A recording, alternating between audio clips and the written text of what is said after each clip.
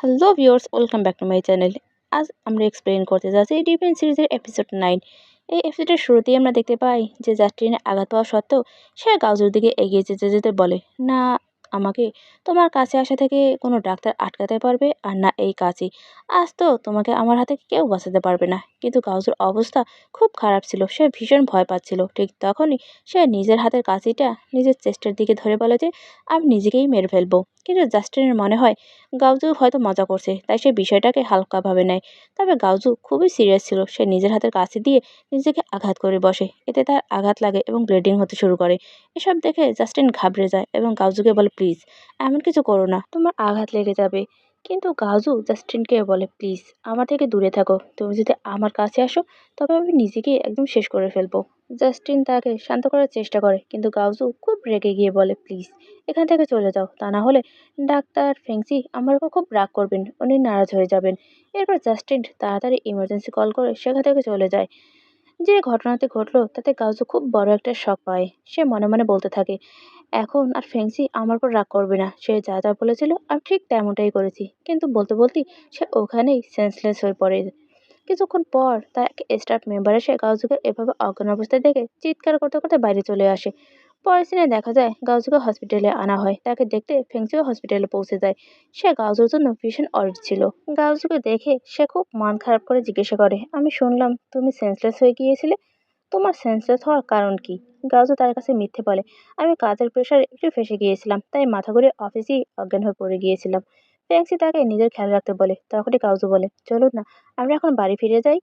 ফ্যাংসি তাকে সঙ্গে নিয়ে বাড়ি রওনা হয়। ঠিক সেই সময় ফ্যাংসির মোবাইলে একটি মেসেজ আসে। মেসেজটি দেখা মাত্রই ফ্যাংসির অ্যাটিটিউড পুরো বদলে যায় এবং সে হুট করে গাড়ি টার্ন করে। সে খুব ফাস্ট গাড়ি চালিয়ে গাউজুর অ্যাপার্টমেন্টের নিচে পার্কিং লটে চলে আসে। প্রথমে তো বেচারা গাউজু গাড়িতে বসে খুব ভয় পাচ্ছিল, কিন্তু তাও সে ফ্যাংসির খাতিরে গাড়িতে বসেছিল। কিন্তু এভাবে রাফ ড্রাইভিং এর কারণে সে আরো বেশি ভয় পেয়ে যায়। এরপর যখন সে দেখে যে তারা তার অ্যাপার্টমেন্টের নিচের পার্কিং লটেই চলে এসেছে, তখন সে আতঙ্কিত হয়ে ফেংচিকে জিজ্ঞাসা করে, তুমি আমাকে এখানে কেন নিয়ে এলে? তুমি তো জানো এখানে আসতে আমার কতটা ভয় লাগে।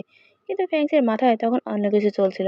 সে গাউজুকে বলে, আমাকে তোমার সেই গাড়িটা দেখাও যে গাড়ির ভেতরে তোমাকে রেপ করা হয়েছিল। আমি সেই গাড়িটা দেখতে চাই। প্রথমে গাউজু ভয় পেয়ে গাড়ি দেখাতে মানা করে দেয়, কিন্তু ফ্যাংসি তাকে বলে এটা তোমার থেরাপির একটা পার্ট। তাই গাউজু তার কথা মেনে নিয়ে গাড়ি থেকে নিচে নামে। তারা দুজন যখন গাজুর কারের কাছে আসে, তখন ফেংসি তাকে বলে, তুমি গাড়ির ভেতরে গিয়ে বসো এবং ঠিক সেভাবেই শুয়ে পড়ো, যেভাবে তুমি সেদিন শুয়েছিলে। গাজু এমনটা করতে খুব ভয় পাচ্ছিল, তাই সে ফেংসিকে মানা করে। তখন ফেংসি তাকে বলে, তোমার যদি আমার উপর ট্রাস্ট না থাকে তবে এরপর থেকে আমার কাছে একদম আসবে না। এই বলে সে রেগে সেখান থেকে চলে যেতে নেয়। বেচারা গাউজু তার হাত ধরে আটকে বলে, ঠিক আছে আমি বসছি। সে গাড়ির দরজা খুলে ভেতরে বসে পড়ে। তখন ফেংসি তাকে জিজ্ঞাসা করে, সেদিন তোমার সাথে কি কি হয়েছিল, আমাকে সব সত্যি কথা বলো। কাউজু তাকে সেদিনের সব কথা বলতে শুরু করে, কিভাবে লোকটা মুভ করেছিল, কি কি করেছিল আর কি সব বলেছিল। তখন ফেংসি কাউজুকে ট্রাস্ট করে বলে, মনে করো সেদিন তোমার সামনে আমিই ছিলাম, এখন তোমার কেমন ফিল হচ্ছে? এই বলে সে গাউজুর কাছে গিয়ে তাকে হ্যারাস করার মতো আচরণ করতে থাকে। কিন্তু গাউজুর কাছে ফেংসির এই টাস্ক খুব ভালো লাগছিল, তাই সে বিষয়টাকে এনজয় করতে থাকে। এটা দেখে ফেংসি তার কাছ থেকে দূরে সরে গিয়ে বলে, তুমি নিশ্চয়ই এসব জাস্টিনের সাথেও করতে, তাই তো তোমার এত ভালো লাগছে। এই কথা শুনে গাউজু খুব আপসেট হয়ে বলে, তুমি এসব কি বলছো? তখন ফেংসি তার মোবাইলে জাস্টিনের পাঠানো ভিডিওটা দেখিয়ে বলে, তোমার কি জাস্টিনের সাথেও এসব করতে ভালো লাগতো? তখনই গাউজু বুঝতে পারে যে ফেংসির কোনো মিসআন্ডারস্ট্যান্ডিং হয়েছে। সে ফেংসিকে নিজের ইনজুরি দেখিয়ে অফিসে যা যা ঘটেছিল সব সত্যি কথা বলে দেয়। সে আরো বলে, আমি খুব ভালো করেই জানি তুমি আমাকে অন্য কারোর সাথে দেখতে পারো না, তাই আমি তোমাকে বিষয়টা জানাইনি, কারণ জানতাম তুমি রাগ করবে। তাই আমি নিজেকেই আঘাত করেছি।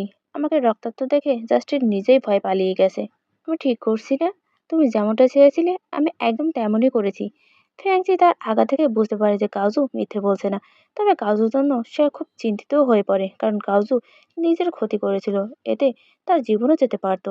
ফ্যাংচিকে নিজের জন্য এত চিন্তিত হতে দেখে গাউজু তার আরো কাছে গিয়ে তাকে সেডুস করার চেষ্টা করে।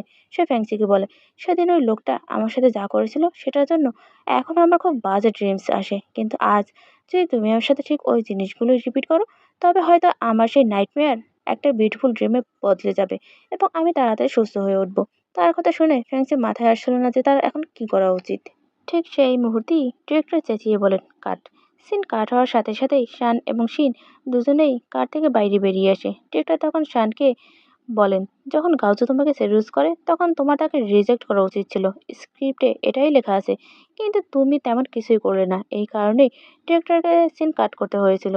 শিন বরাবরের মতোই ডিরেক্টরের সাথে আর্গু করতে শুরু করে, কিন্তু এবার ডিরেক্টর তার কথা না শুনে বলেন, স্ক্রিপ্টে যেভাবে লেখা আছে আমাদের ঠিক সেভাবেই করতে হবে। ঠিক তখনই ডিরেক্টরের ফোনে তাদের কোম্পানির সিওর কল আসে, আর সে ফোন রিসিভ করে সেখান থেকে চলে যায়। তখন অং, যে কিনা শানের সিনিয়র ছিল, এসে শানকে শান্ত করার চেষ্টা করে। শানও শিনকে বলে, তুমি ডিরেক্টরের কথা কিছু মনে করো না, সে তো শুধু স্ক্রিপ্ট অনুযায়ী কাজ চান। তখন শিন জিজ্ঞাসা করে, তোমার কি মনে হয় যে ফেংজি কাউজুকে ডিস্টার্ব করছে বা তাকে কষ্ট দিচ্ছে? শান বলে, স্ক্রিপ্টের দিক থেকে দেখতে গেলে হ্যাঁ, ফেংজি তো কাউজুকে কষ্টই দিচ্ছে। এমন সময় তাদের কাছে ডেং চলে আসে এবং সে শিনকে একটা নিউজ দেয় যে তার বিয়ের কথা পাকা হয়ে গেছে। এই কথা শুনে শিন এবং শান দুজনেই খুব সারপ্রাইজড হয়ে যায়। শিন তাড়াতাড়ি তার অ্যাসিস্ট্যান্টকে মোবাইল দেখাতে বলে। মোবাইলে তার গার্লফ্রেন্ডের অনেকগুলো মেসেজ এসেছিল।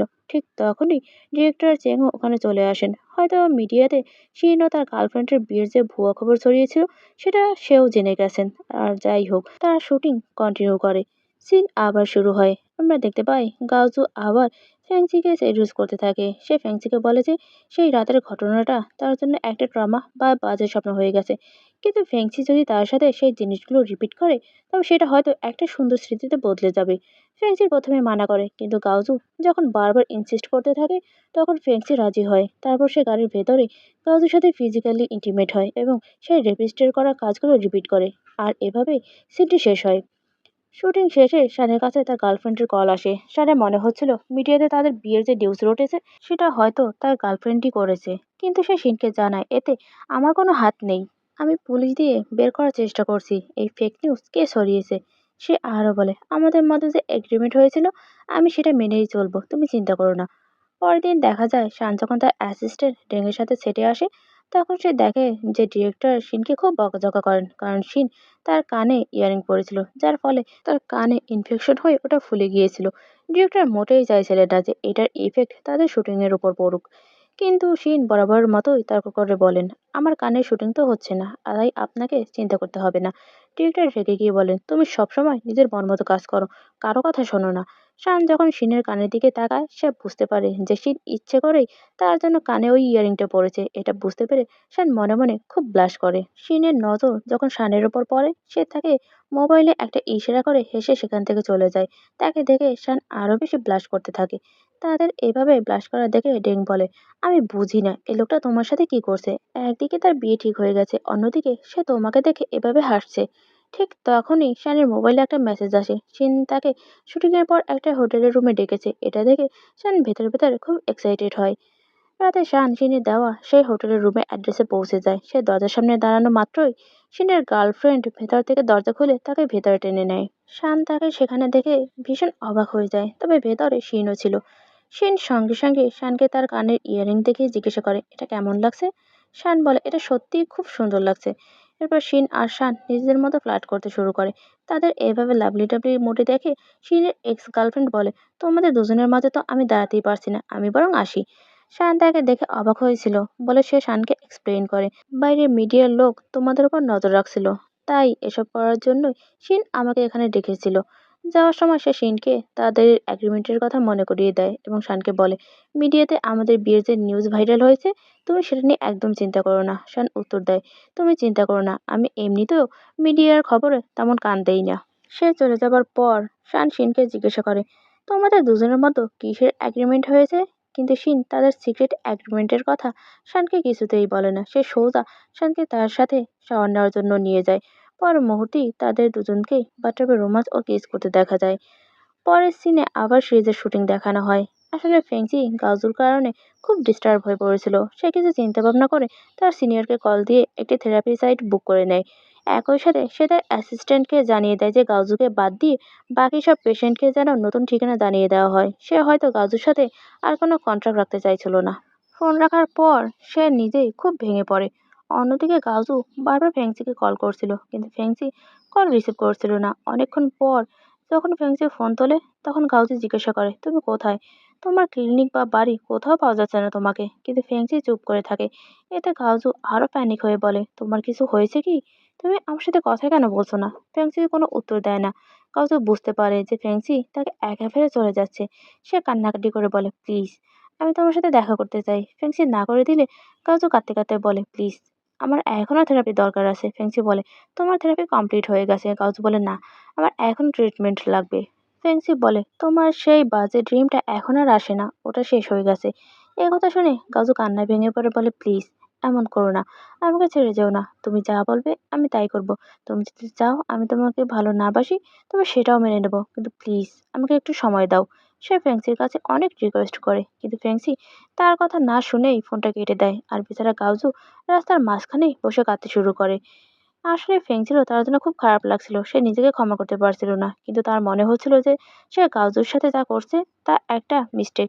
আর এই ভুল সে আর রিপিট করতে চায় না। সিনটি এখানেই কাট হয়ে যায়। লাস্ট সিনে শানকে খুব কাঁদতে হয়েছিল। তাই সে নিজেকে ফ্রেশ করতে ওয়াশরুমে চলে যায়। তখন শিন সেখানে যায় এবং তার কাছে গিয়ে আবার রোমান্টিক হওয়ার চেষ্টা করে। কিন্তু শান এখনও সেই ক্যারেক্টারের ইমোশনের মধ্যেই আটকে ছিল। তাই সে খুব নার্ভাস ও ইমোশনাল হয়ে পড়েছিল। তখন শিন তাকে বুঝিয়ে বলে, আমরা এখন যেটা করলাম সেটা শুধু অ্যাক্টিং ছিল, আমাদের ড্রামাটা ফেক। কিন্তু তুমি আর আমি তো রিয়েল। আমি ফেংসি থাকি বা জাস্টিন, আমি সবসময় শুধু তোমাকেই ভালোবাসবো। একথা শুনে শানের মন ভালো হয়ে যায় এবং সে খুশি হয়। ঠিক তখনই শিনের মোবাইলে আবার একটি নোটিফিকেশন আসে। মেসেজটি ছিল ইয়াংটিং এর। সে একটি প্রেস কনফারেন্স ডেকেছিল এবং সেখানে মিডিয়ার সামনে অ্যানাউন্স করে দিয়েছে যে তার আর শিনের ব্রেকআপ হয়ে গেছে। সাংবাদিকরা তাকে প্রশ্ন করতে থাকে যে কে ব্রেকআপের কথা বলেছে প্রথম। ইয়াংটিং নিজের উপর দোষ দিয়ে বলে, আমি নিজেই ওকে ব্রেকআপ করতে বলেছি। এই নিউজ দেখে শান শিনের এক্স গার্লফ্রেন্ডের জন্য খুব খারাপ ফিল করে। কিন্তু শিন তাকে সাহস দেয়, আবারও তার প্রতি ভালোবাসা প্রকাশ করে। শানও তার ভালোবাসা কনফেস করে এবং দুজনে একটি কিউট কিস করে। পরের সিনে দেখা যায় রাতে শান যখন নিজের রুমে স্ক্রিপ্ট পড়ছিল, তখন তার মোবাইলে একটি নিউজ নোটিফিকেশন আসে। সে দেখে মিডিয়াতে একটি নিউজ চরম ভাইরাল হয়েছে। সুপারস্টার শিন এবং তার গার্লফ্রেন্ডের ব্রেকআপের পেছনে রয়েছে তৃতীয় কোনো ব্যক্তি। আর সে অন্য কেউ নয়, একজন বয়। এমনকি দুজনকে একদম same to same matching couple earring পরতেও দেখা গেছে। আর সেই ব্যক্তিটি হলেন অভিনেতা শান। এই মেসেজ দেখে তো শানের চোখ কপালে উঠে যায়। সে চমকে গিয়ে নিজের কানের ইয়ারিং এ হাত দেয়। ঠিক সেই মুহূর্তেই তার রুমের দরজায় নক করার শব্দ হয়। শান তাড়াতাড়ি গিয়ে দরজা খুললে বাইরে তাকিয়ে দেখে যে তাদের কোম্পানির সিও এবং তার ম্যানেজার দাঁড়িয়ে আছে। তাদের দেখে শান চরম শকড হয়ে যায়। আর এখানেই পর্বটি শেষ হয়। মূলত এই কাপল ইয়ারিং এর পেছনে সত্যিটা হলো, ওই ইয়ারিংটা শানই শিনকে গিফট হিসেবে দিয়েছিল। সে নিজে পছন্দ করে সেই ইয়ারিং জোড়া কিনেছিল। আর শানের দেওয়া সেই স্পেশাল গিফট কানের দুলের কারণেই আজ তাদের সিক্রেট রিলেশনশিপ মিডিয়ার কাছে ধরা পড়ে গেল। যাই হোক, ভিডিওটি ভালো লাগলে অবশ্যই লাইক, কমেন্ট আর সাবস্ক্রাইব করে পাশে থাকবেন। ধন্যবাদ সবাইকে।